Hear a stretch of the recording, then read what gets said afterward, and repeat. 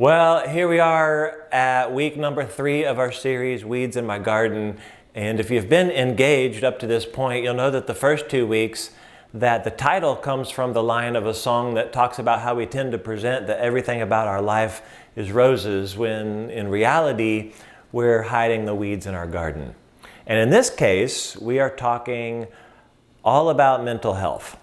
And it's likely raised some issues for you, or maybe I would say some awareness that we're dealing with a crisis in our world and in our community and even in our individual lives. And if you have any doubts about that, we actually sent out a survey to the whole church, and a couple hundred people have responded. And we simply asked one question: have you been affected by any of the following? And then we listed a bunch of things like depression and anxiety and stress, burnout, trauma, self-harm, and suicide. And some of those numbers were actually alarming, and I'm going to share them in the next couple of weeks. But only 4% of people indicated that none of those things had any impact on them. Specific to this week's topic of trauma, nearly half of us said, yeah, that's something that has affected me. Now, there are some things I would guess most of us agree we would call traumatic events or experiences, right? Really big things. And therapists actually refer to these as big T traumas. But then they also talk about little t traumas, meaning that things that might seem small or even ordinary can build up over time and impact us as much or sometimes more as one big T trauma.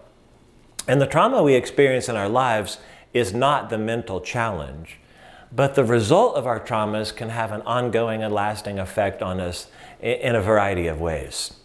Now, in the message, I directed our attention to one person's story in the book of Genesis, chapter 16. So as you read this and discuss things, your story may be a little bit different than that one, but I hope that some of the observations we've made, and particularly the next steps that we've suggested, can in the end apply to all of us in some way. Now, let me speak once again to something I talk about in the message, just to make sure that I'm clear about it and we all understand. I suggested that we may have to go back to the source of our trauma, which almost seems wrong. But we may have to go back to it, again, not to relive it, but we may have to go back to it so that we can name it, we can say it, we could put words to it. And trauma is a lot like a wound, and in the same way, you need to acknowledge it before you can treat it properly. But in no way am I suggesting that we go back and place ourselves in an ongoing situation that caused the trauma and will continue to cause it. And no way am I suggesting that we go back into an abusive situation. I'm just trying to provide a crucial next step and to realize when we take the trauma and send it into hiding, we're likely avoiding what's necessary to find healing. And maybe I'll just leave you with this, because you're going to need time to discuss all of this together. I know some of this stuff is painful for a lot of us. It requires that we maybe dig in and do some hard work.